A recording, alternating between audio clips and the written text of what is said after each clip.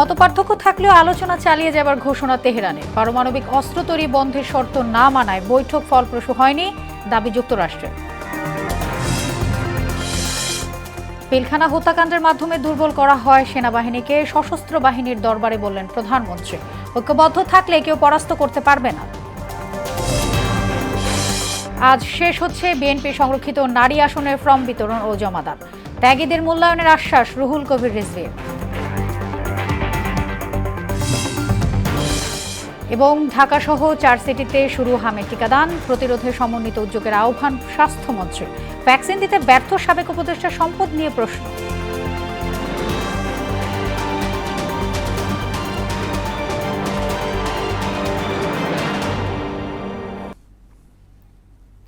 আসসালামু আলাইকুম, স্বাগত মোহনা সংবাদে। এতক্ষণ শুনছিলেন শিরোনাম, আর পুরোটা সংবাদ জুড়ে আছি আমি সোনিয়া ইসলাম। শুরুতেই জানাবো আন্তর্জাতিক সংবাদ। ইসলামাবাদে 21 ঘন্টা আলোচনার পরও ব্যর্থ হয়েছে যুক্তরাষ্ট্র ও ইরানের প্রতিনিধি দলের বৈঠক। শান্তি বা সমঝোতা ছাড়াই দুই দেশে ফিরছেন তারা। ইরানের পক্ষ থেকে সামাজিক যোগাযোগ মাধ্যমে জানানো হয়, আলোচনায় কিছু বিষয়ে মতপার্থক্য থাকলেও সংলাপ অব্যাহত থাকবে। এদিকে ইরান ও যুক্তরাষ্ট্রের মধ্যে টান পরিস্থিতির মধ্যে যুদ্ধবিরতি বজায় রাখার আহ্বান জানিয়েছেন পাকিস্তান। বিস্তারিত প্রিয়াঙ্কা নিতু, ডেস্ক রিপোর্ট।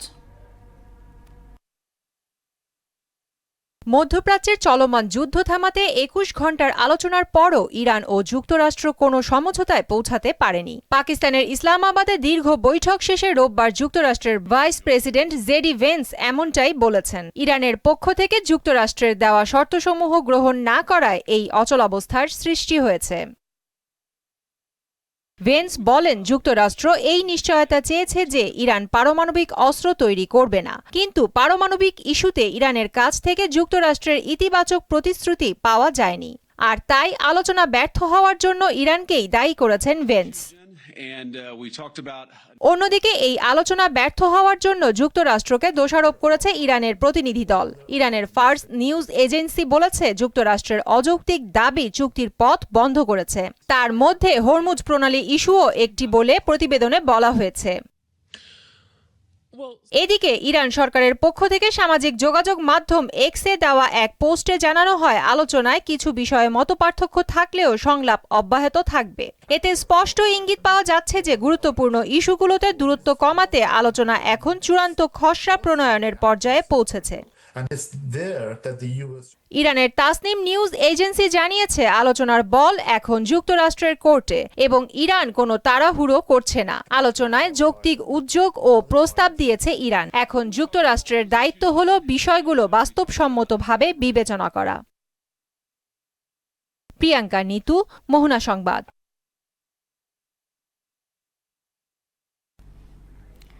এবার অন্যান্য প্রসঙ্গ। পিলখানা হত্যাকাণ্ড চালিয়ে সেনাবাহিনীকে দুর্বল করে দেয়া হয়েছিল মন্তব্য করলেন প্রধানমন্ত্রী তারেক রহমান। তিনি আরও অভিযোগ করেন, নানা কর্মকাণ্ড করে সেনাবাহিনীকে বিতর্কিত করার চেষ্টা করা হয়েছে, কিন্তু সশস্ত্র বাহিনী কোনো নির্দিষ্ট ব্যক্তি, দল বা গোষ্ঠীর সম্পত্তি নয়। দেশের স্বাধীনতা ও সার্বভৌমত্ব রক্ষাই সেনাবাহিনীর একমাত্র পবিত্র দায়িত্ব। রোববার সকালে সেনানিবাসের দরবার হলে তিনি এসব কথা বলেন। এ সময় তিনি আরও বলেন, রাষ্ট্র মেরামতের লক্ষ্যে বিএনপি জুলাই সনদে স্বাক্ষর করেছিল। জুলাই সনদের প্রতিটি দফা ঠিক যেভাবে ছিল সেভাবে বাস্তবায়নে এই সরকার বদ্ধপরিকর।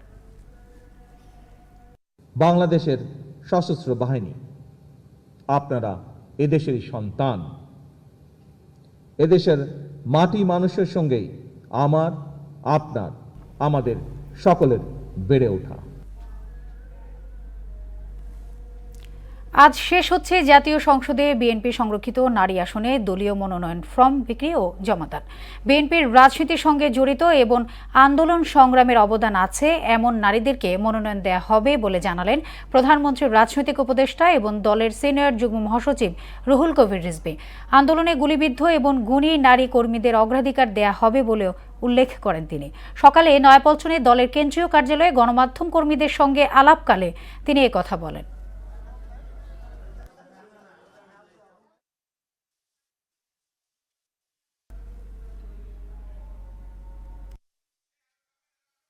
একজন বড় শিল্পী, একজন আর্টিস্ট, একজন সে যদি বিএনপিকে এবং বিএনপির আন্দোলন, বিএনপির যে অবজেক্টিভ গণতন্ত্র ফেরানো, তার পক্ষে যদি থাকে, এটা তো অনেক কাজ হয়। একজন বড় কণ্ঠশিল্পী, তিনি বিএনপিকে সমর্থন করেন, এটাই তো অনেক বড়। সবাইকে কি রাস্তায় নেমে রিকশার পাম্প ছাড়তে হবে নাকি, যে একজন পার্টি অফিসে একজন সম্মানিত শিল্পী আসবে তার সাথে এরকম ব্যবহার করবে? 24-এর গণ অভ্যুত্থানে ইন্টারনেট বন্ধ করে হত্যায় উস্কানি সহ 3 অভিযোগে সজীব অজয় জয় ও সাবেক আইসিটি প্রতিমন্ত্রী জুনায়েদ আহমেদ পলকের বিরুদ্ধে সাক্ষ্য গ্রহণ শুরু হয়েছে। বিচারপতি মোহাম্মদ গোলাম মুর্তজা মজুমদারের নেতৃত্বাধীন ট্রাইব্যুনাল 1-এ শুরু হয় এই সাক্ষ্য গ্রহণ। এছাড়াও এই ট্রাইব্যুনালে আরও 2টি মামলার বিচারিক কার্যক্রম হবার কথা রয়েছে। অন্যদিকে ট্রাইব্যুনাল 2-এ জুলাই গণ অভ্যুত্থানে কুষ্টিয়ায় 6 জনকে হত্যাসহ 8 অভিযোগে জাসদ সভাপতি হাসানুল হক ইনুর বিরুদ্ধে মামলায় যুক্তিতর্ক রয়েছে। অভিযোগের বিপক্ষে যুক্তি তুলে ধরলেন আসামি পক্ষের আইনজীবীরা। সকালে এসব মামলায় ইনু ও পলক সহ গ্রেফতারকৃত আসামিদের ট্রাইব্যুনালে হাজির করা হয়।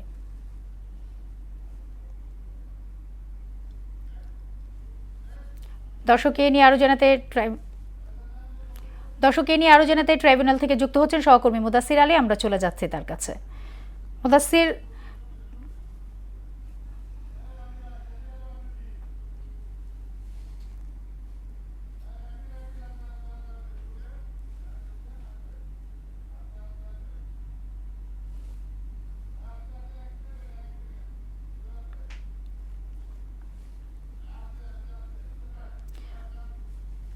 মুদাসির, ট্রাইব্যুনালে আজকের কার্যতালিকায় থাকা বিষয়গুলো কি অগ্রগতি সম্পর্কে আপনার জানা আছে, সেই বিষয়গুলো আমাদের জানাবেন।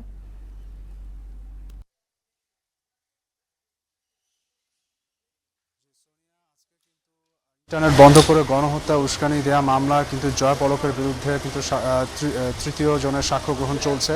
যিনি সাক্ষ্য দিচ্ছেন তিনি হচ্ছেন এমদাদুল হক মোল্লা। তিনি মূলত হচ্ছেন ইন্টারনেট সার্ভিস প্রোভাইডার অ্যাসোসিয়েশনের সাবেক সভাপতি। বিষয়টি হচ্ছে যে জুলাই আন্দোলন চলাকালে যে আইসিটি প্রতিমন্ত্রী যে ইন্টারনেট বন্ধ হয়নি, বন্ধ হয়ে গেছে এরকম জাতীয় একটি কথা বলেছেন।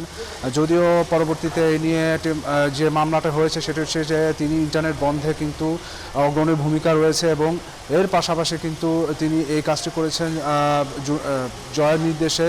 তো সেই মামলারই কিন্তু তিনি সাক্ষ্য দিচ্ছেন এবং এই বিষয়ে যেহেতু তিনি ইন্টারনেট সার্ভিস প্রোভাইডার অ্যাসোসিয়েশনের সাবেক সভাপতি, তিনি বিস্তারিত বলছেন যে সেদিন কি ঘটেছিল এবং কিভাবে কি নির্দেশ এসেছিল, যে কথাটি জুনায়েদ আহমেদ পলক বলেছিলেন সে বিষয়টির সত্যতা কতখানি, সে বিষয়ে কিন্তু সম্পর্কে কিন্তু তিনি বিস্তারিত সাক্ষ্য দিচ্ছেন। এদিকে কিন্তু আজকে ট্রাইব্যুনাল 2-তে কিন্তু কুষ্টিয়ায় 6 জনকে হত্যা যে মানবতা বিরোধী অপরাধ মামলায় হাসানুল হক বিরুদ্ধে রয়েছে, সেখানে কিন্তু আসামি পক্ষের যুক্তিতর্ক চলছে। যুক্তিতর্কে কিন্তু আসামি পক্ষের আইনজীবী মনসুরুল হক চৌধুরী কিন্তু যেটি বলছেন সেটি হচ্ছে যে তিনি জাসদ হচ্ছে 14 দলের একটি জোটের একটি দল এবং সেই দলের কিন্তু সভাপতি কিন্তু হাসানুল হক ইনি। তিনি কিন্তু আওয়ামী লীগের ওভাবে কিন্তু উচ্চ পর্যায়ের কেউ ছিলেন না এবং তিনি ওই সময়ে ওই কুষ্টিয়া হত্যায় সরাসরি নির্দেশে তার কোনো প্রমাণ নেই, এই ধরনের কিন্তু একটি যুক্তিতর্ক তিনি উপস্থাপন করছেন। তবে এ বিষয়ে কিন্তু আরও পরবর্তীতে জানানো যাবে। তো সোনিয়া, আপাতত আন্তর্জাতিক অপরাধ ট্রাইব্যুনাল থেকে এই ছিল আমার কাছে বলার মতো তথ্য। মুদাসসির, আপনাকে ধন্যবাদ। হাম প্রতিরোধে এখনই সমন্বিত উদ্যোগ গড়ে তোলার আহ্বান জানিয়েছেন স্বাস্থ্য ও পরিবার পরিকল্পনা মন্ত্রী সরদার সাখাওয়াত হোসেন। সকালে ঢাকা দক্ষিণ সিটি কর্পোরেশনের নগর ভবনে আয়োজিত হাম প্রতিরোধে টিকাদান কর্মসূচির উদ্বোধনী অনুষ্ঠানে তিনি এসব কথা বলেন। আর বিএনপির স্বাস্থ্য বিষয়ক সম্পাদক ডক্টর রফিকুল ইসলাম বলেন, হামকে কেন্দ্র করে সারা দেশে এক ধরনের আতঙ্ক ছড়িয়ে পড়েছিল। সরকার দ্রুত পদক্ষেপ নেওয়ার অল্প সময়ের মধ্যেই দেশে টিকাদান কর্মসূচি শুরু করা সম্ভব হয়েছে। নাজমুল ইসলামের প্রতিবেদন। সারা দেশে শিশুদের হামের প্রকোপ থেকে সুরক্ষা দিতে শুরু হয়েছে টিকাদান কর্মসূচি। সকালে ঢাকা দক্ষিণ সিটি কর্পোরেশনের নগর ভবনে হাম ও রোবেলা টিকাদান কর্মসূচির উদ্বোধন করেন স্বাস্থ্য ও পরিবার পরিকল্পনা মন্ত্রী সরদার সাখাওয়াত হোসেন। এ সময় স্বাস্থ্যমন্ত্রী বলেন, রাতের অন্ধকারে হায়নার মতো হানা দিয়েছে হাম, তবে অল্প সময়ের মধ্যে সরকারের বলিষ্ঠ পদক্ষেপের ফলে পরিস্থিতি অনেকটা নিয়ন্ত্রণে আনা সম্ভব হয়েছে। রাতের অন্ধকারে হঠাৎ করে আমাদেরকে দৈত্যের মতন আক্রমণ করে মহাখালী সংক্রামক ব্যাধি হাসপাতালে একটা মৃত্যুকে কেন্দ্র করে রাতের অন্ধকারে মধ্যরাতে আমাদেরকে যেতে হয়েছে। I must not say that we are 100% successful, but I must say we have been able to arrest the disease as on today. It is arrested and it is trend of this attack is coming down, alhamdulillah. এ সময় মন্ত্রী হামের পাশাপাশি dengue মোকাবেলায়ও সবাইকে সমন্বিত প্রতিরোধ গড়ে তোলার আহ্বান জানান। আরেকটা কিন্তু আসতেছে, দ্যাট ইজ ডেঙ্গু। এই সামনের দিনে কিন্তু এটার অ্যাটাকটা বাড়বে। আমাদেরকে অত্যন্ত প্রিকশন নিতে হবে এখন থেকে। সালাম ভাই জানে আমরা আরো আগে থেকে ডেঙ্গুর বিরুদ্ধে ওয়ার্ক শুরু করেছি, আপনারাও নিশ্চয়ই এই ব্যাপারে ওয়ার্কে ফেল। এদিকে শান্তিনগর পীর সাহেব গলির মুখে টিকাদান কর্মসূচির উদ্বোধন করেছেন বিএনপির স্বাস্থ্য বিষয়ক সম্পাদক ডাক্তার রফিকুল ইসলাম। এ সময় তিনি বলেন, হামকে কেন্দ্র করে সারা দেশে এক ধরনের আতঙ্ক ছড়িয়ে পড়েছিল। সরকার দ্রুত পদক্ষেপ নেওয়ায় অল্প সময়ের মধ্যেই দেশে টিকাদান কর্মসূচি শুরু করা সম্ভব হয়েছে। সারা বাংলাদেশে যে আতঙ্ক হয়েছে যে হাম রোগ নিয়ে, এবং সেখানে আপনারা দেখেছেন যে প্রথমেই একটি মিসকনসেপ্ট চলে গিয়েছিল যে সেখানে মানুষের হামে যে অসংখ্য মৃত্যু এরকম একটি কথা বলেছিল। পরবর্তীতে সরকার তার নিজের এবং তার যে বাংলাদেশ জাতীয়তাবাদী দলের পক্ষ থেকে সে ব্যাপারে এগিয়ে এসে। নাজমুল ইসলাম, মোহনা সংবাদ, ঢাকা। দেশব্যাপী হামের প্রাদুর্ভাব রুখতে ময়মনসিংহ সিটি কর্পোরেশন এলাকায় শিশুদের হামের টিকাদান কর্মসূচি শুরু করেছে সরকার। সকালে ময়মনসিংহ নগর ভবন প্রাঙ্গণে এই টিকাদান কর্মসূচির উদ্বোধন করেন সিটি কর্পোরেশনের প্রশাসক রোকনুজ্জামান সরকার। এবার ময়মনসিংহ নগরীয় 58,668 শিশুকে হামের বিশেষ এই টিকা দেয়া হবে। 70টি কেন্দ্রে নগরীতে হামের টিকা প্রদানে কাজ করছে বলে জানিয়েছেন সিটি কর্পোরেশনের স্বাস্থ্য কর্মকর্তা ডক্টর এইচ.কে দেবনাথ। আমার যে পরিস্থিতি দেশে শুধু হামের উপসর্গ নিয়ে অনেক শিশু প্রাণহানি হচ্ছে। আমরা চাই যে আমাদের বাচ্চারা সুস্থ থাক, এই জন্য অনেক বাচ্চারা খুবই ভালো হয়েছে। এটাই একমাত্র সিস্টেম, টিকার মাধ্যমে এটাকে প্রতিরোধ করার ব্যবস্থা করা। আমরা আশা করি যে এ থেকে আমাদের শিশুরা নিরাপদ থাকবে। হামের টিকা দিতে ব্যর্থ সাবেক স্বাস্থ্য উপদেষ্টা নূরজাহান বেগমের সম্পদের উৎস নিয়ে প্রশ্ন। 10 কোটি টাকা ব্যয়ে ধামরায়ে গড়ে উঠছে তার রাজকীয় প্রাসাদ। একদিকে চলছে ভবন নির্মাণের কাজ, আর সেই সময় প্রতিদিন হামে মারা যাচ্ছে কোমলমতি শিশুরা। এমদাদুল হক খানের রিপোর্ট। ঢাকার ধামরাই উপজেলার প্রত্যন্ত গ্রাম রোহা। সরু রাস্তা পেরিয়ে হঠাৎই চোখ আটকে যায় বিশাল নির্মাণাধীন অট্টালিকায়। স্থানীয়দের ভাষ্য, এটা সাবেক স্বাস্থ্য উপদেষ্টা নূরজাহান বেগমের বাড়ি। আমি মিডিয়ার লোকের সাথে জীবন না ভাই, মিডিয়ার লোক না, মিডিয়ার লোক পুলিশ আমি ঘৃণা করি। কেন নিবেন, কেন নিবেন বলেন যে এবারে দেখেন, কেন নিবেন তাহলে পাশে বাড়ি দেখেন। ভবনটির বিষয়ে জানতে চাইলে ক্ষুব্ধ প্রতিক্রিয়া জানায় পরিবারের এই সদস্য। তার দাবি, এই ভবন কোনো লুটপাটের টাকায় নয়, বরং নিজেদের উপার্জিত অর্থেই নির্মাণ করা হচ্ছে। এটা নিয়েই তো প্রবলেম, সমস্যা না, এটা বেশি দিন থাকবে না। কিচ্ছু বলবো না। আচ্ছা আচ্ছা, এটা আমাদের নিজস্ব প্রাইভেসি ব্যাপার। আপনি আন্দাজে কারো পারমিশন না নিয়ে আসলে তো হইব না ভাই। প্রায় 2 বছর আগে ভবনটির নির্মাণ কাজ শুরু হয়েছে বলে জানালেন স্থানীয়রা। তারা বলেন, নূরজাহান ও তার সন্তানরা গ্রামে না এলেও তার স্বামী আসাদুজ্জামান গ্রামেই থাকেন। সম্প্রতি মসজিদ নির্মাণের জন্য 10% জমিও কিনে দিয়েছেন। প্রায় 2 বছর, 2.5 বছর হয়ে যায় বাড়ি শুরু করছে, এখন বাড়ি শেষ হবে আছে। কিন্তু এরা বড় লোক মানুষ, বুঝলেন নাকি, বিরাট বাড়ি তো। হ্যাঁ, উত্তরপাড়া একটা মসজিদে যে নতুন, হ্যাঁ আমরা যাই আগে ধরছি, হ্যাঁ যতটুকু সম্ভব ততটুকু আমাকে সহযোগিতা করছে। ওনার হাজবেন্ড আমাদের এলাকার সভাপতি। সাবেক প্রধান উপদেষ্টা ডক্টর মোহাম্মদ ইউনূসের ঘনিষ্ঠ হিসাবে পরিচিত নূরজাহান বেগমকে উপদেষ্টা পরিষদে অন্তর্ভুক্ত করার পর থেকেই তার যোগ্যতা ও ভূমিকা নিয়ে জনমনে প্রশ্ন ওঠে। বিশেষ করে অন্তর্বর্তী সরকারের হামের টিকাদান ক্যাম্পেইন করতে না পারার ব্যর্থতায় 179 শিশু মৃত্যুর জন্য দায়ী করা হয় নূরজাহান বেগমকে। সম্প্রতি নিজের ইউটিউব চ্যানেল মানচিত্রে সাংবাদিক মঞ্জুরুল আলম পান্না দাবি করেছেন, নূরজাহান বেগমের বিরুদ্ধে পুষ্টি ও স্বাস্থ্য সেবার উন্নয়ন সংক্রান্ত একটি প্রকল্পে 9,000 কোটি টাকার 9-6 হয়েছে। স্বাস্থ্যসেবা বিভাগের অধীনে প্রস্তাবিত একটি বড় প্রকল্প, যেটির নাম health and nutrition services improvement, সেটিতে বরাদ্দ দেওয়ার প্রস্তাব করা হয়েছিল 13,000 কোটি টাকা। 11,740টি কম্পিউটার কেনার জন্য 805 কোটি টাকা বরাদ্দ রাখা হয়েছিল। প্রতিটির দাম বের হয় 6,85,000 টাকা। এছাড়া স্বাস্থ্য উপদেষ্টার দপ্তরের সাবেক কয়েকজন কর্মকর্তার বিরুদ্ধে নিয়োগ বাণিজ্য ও আর্থিক অনিয়মের অভিযোগ অনুসন্ধান চলছে। ইতোমধ্যে সংশ্লিষ্টদের বিরুদ্ধে সম্পদ যাচাই বাছাই ও জিজ্ঞাসাবাদের প্রক্রিয়া শুরু হয়েছে। এমদাদুল হক খান, মোহনা সংবাদ, ঢাকা। দেশের অর্থনৈতিক সচ্ছলতা ফিরিয়ে আনার লক্ষ্যে বন্ধ থাকা টেক্সটাইল মিলগুলো খুব শিগগিরই চালু করা হবে বলে জানিয়েছেন বস্ত্র ও পাট প্রতিমন্ত্রী শরীফুল আলম। প্রায় 22 বছর বন্ধ থাকা দিনাজপুর টেক্সটাইল মিলের কারখানা, গুদাম সহ প্রশাসনিক ভবন পরিদর্শন শেষে মিলটি চালুর জন্য ইতোমধ্যে আন্তর্জাতিক টেন্ডার আহ্বান করা হয়েছে বলেও জানান প্রতিমন্ত্রী।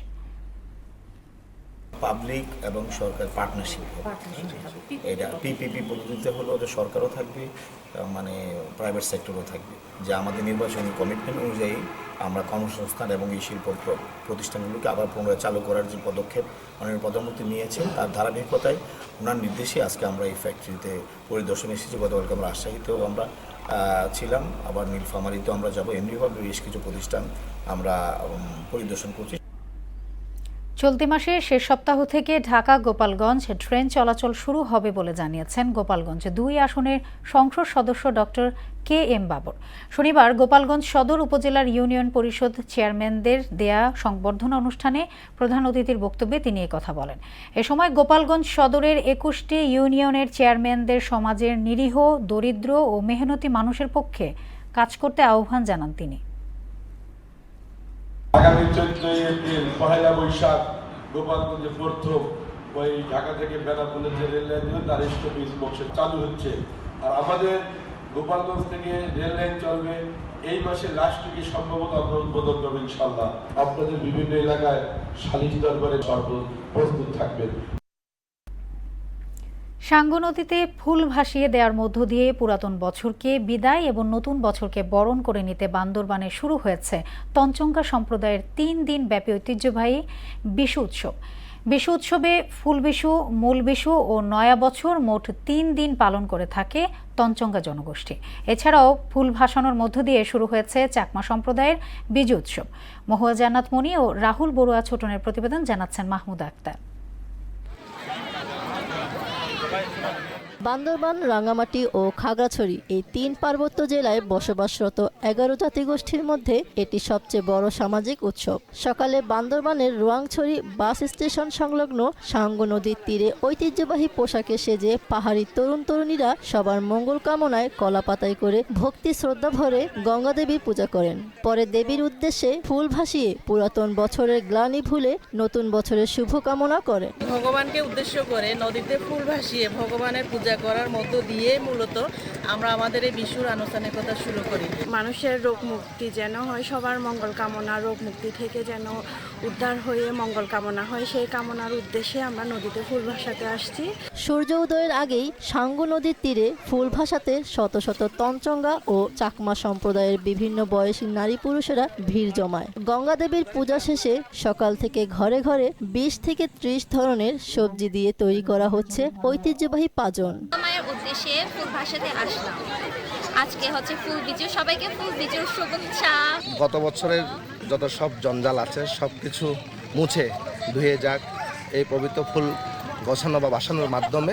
বিশু সামাজিক একটি প্রধান উৎসব আমাদের, তাই আমাদের বিভিন্ন প্রোগ্রাম আছে, বিশেষ করে গিলা খেলা এবং সারা রাতব্যাপী সাংস্কৃতিক অনুষ্ঠান। বান্দরবানের 7 উপজেলার বিভিন্ন ইউনিয়ন ও গ্রামে সপ্তাহব্যাপী নানা আয়োজনে মুখর থাকবে পার্বত্য চট্টগ্রামের পাহাড়ি জনপদ। মাহমুদা আক্তার, মোহনা সংবাদ। আবহাওয়া অনুকূলে থাকায় ফরিদপুরে চলতি বছর পেঁয়াজের বাম্পার ফলন হয়েছে। তবে হিমাগার বা আধুনিক সংরক্ষণের পর্যাপ্ত কোনো ব্যবস্থা না থাকায় উৎপাদন খরচের চেয়ে কম দামে পেঁয়াজ বিক্রি করতে বাধ্য হচ্ছেন কৃষকরা। সরকারি প্রণোদনার মাধ্যমে 2000 এয়ারফ্লো মেশিনে 2 লক্ষ মেট্রিক টন পেঁয়াজ ভালো রাখা সম্ভব হবে জানিয়ে কৃষকদের নিজ উদ্যোগে এয়ারফ্লো মেশিন কেনার পরামর্শ দিয়েছেন কৃষি সম্প্রসারণ অধিদপ্তর।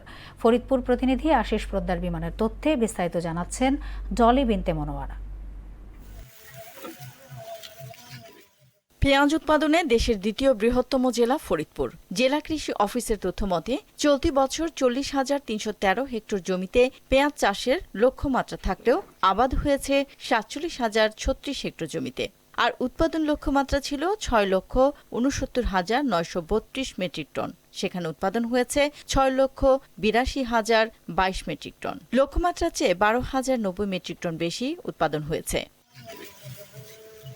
এদিকে উৎপাদন ভালো হলেও বাজারে দাম কম। তাছাড়া হিমাগার বা আধুনিক সংরক্ষণের পর্যাপ্ত কোনো ব্যবস্থা না থাকায় সংরক্ষণ করতে পারছেন না কৃষকরা। অনেকে সামর্থ্য অনুযায়ী সনাতন পদ্ধতিতে বাড়িতে পেঁয়াজ সংরক্ষণ করছে। তবে এই পদ্ধতিতে সংরক্ষিত পেঁয়াজের 25 থেকে 30% পচে বা নষ্ট হয়ে যায়। ফলে লোকসানের শঙ্কার সাথে ঋণের টাকা পরিশোধের চিন্তায় ঘুম হারাম পেঁয়াজ চাষিদের।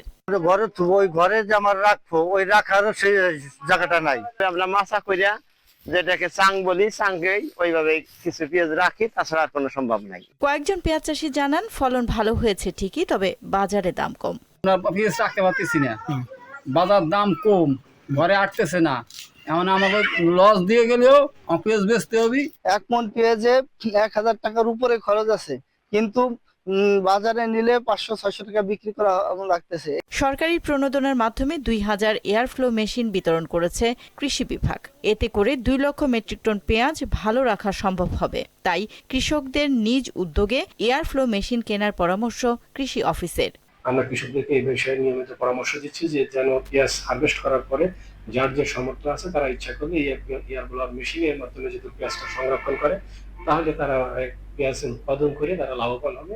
ক্ষতি কমাতে সরকারি উদ্যোগে সংরক্ষণ সুবিধা বাড়ানো, বাজার তদারকি এবং ন্যায্য মূল্য নিশ্চিত হলে কৃষকরা হবেন উপকৃত। অন্যথায় ভবিষ্যতে পেঁয়াজ চাষে আগ্রহ হারাবেন কৃষকরা। ডলিমিন্টু মনোয়ারা, মোহনা সংবাদ। নোয়াখালীতে সড়ক প্রশস্তকরণের নামে খাল ও ফসলি জমি থেকে অবাধে মাটি কাটার অভিযোগ উঠছে ঠিকাদারি প্রতিষ্ঠানের বিরুদ্ধে। এতে সড়ক, বসতবাড়ি ও পোল কালভার্ট ধসে পড়ার শঙ্কা করছেন স্থানীয়রা। অভিযোগ উঠেছে সংশ্লিষ্ট কর্তৃপক্ষকে জানানো হলেও মিলছে না কোনো প্রতিকার।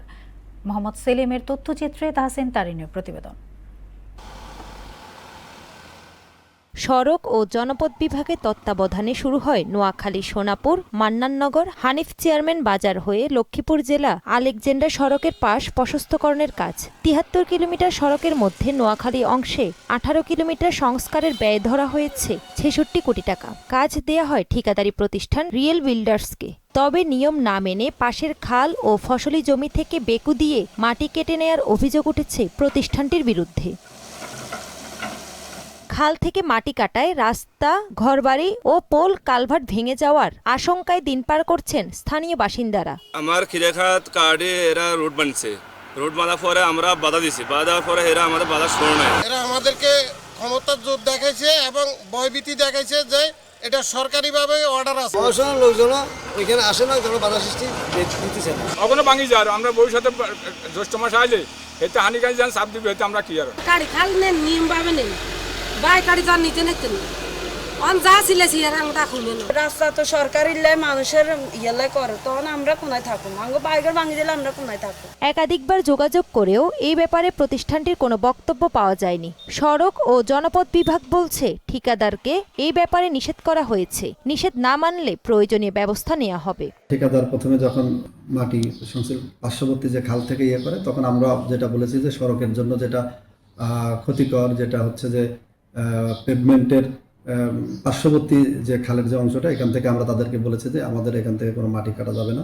এদিকে জেলা প্রশাসক বলছেন এই বিষয়ে আইনগত ব্যবস্থা নিতে সড়ক ও জনপদ বিভাগকে নির্দেশনা দেওয়া হয়েছে বলেও জানান তিনি। ফসলি জমি থেকে কোনো অবস্থাতেই অন্যায়ভাবে মাটি কাটা যাবে না, এই ধরনের কোনো ব্যবস্থা পেলে বা কোনো সংবাদ পেলে আমরা সেখানে তাদের বিরুদ্ধে, আমাদের ম্যাজিস্ট্রেটরা রয়েছে, আমাদের ইউনাইসিল্যান্ডরা রয়েছে, তারা সেখানে তাদের বিরুদ্ধে আইনগত ব্যবস্থা গ্রহণ করবে। দ্রুত এইসব অনিয়ম ও দুর্নীতি বন্ধ করে ক্ষতিপূরণের দাবি করছেন ভুক্তভোগীরা।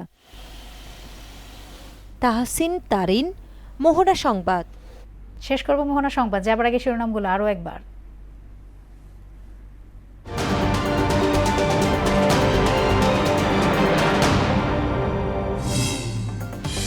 মতপার্থক্য থাকলেও আলোচনা চালিয়ে যাবার ঘোষণা তেহরানের। পারমাণবিক অস্ত্র তৈরি বন্ধের শর্ত না মানায় বৈঠক ফলপ্রসূ হয়নি, দাবি যুক্তরাষ্ট্রের। পিলখানা হত্যাকাণ্ডের মাধ্যমে দুর্বল করা হয় সেনাবাহিনীকে। সশস্ত্র বাহিনীর দরবারে বললেন প্রধানমন্ত্রী, ঐক্যবদ্ধ থাকলে কেউ পরাস্ত করতে পারবে না। আজ শেষ হচ্ছে বিএনপি সংরক্ষিত নারী আসনের ফর্ম বিতরণ ও জমাদান। ত্যাগীদের মূল্যায়নের আশ্বাস রুহুল কবির রিজভী।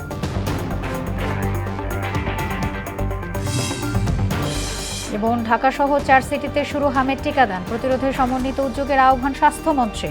ভ্যাকসিন দিতে ব্যর্থ সাবেক উপদেষ্টার সম্পদ নিয়ে এখন প্রশ্ন।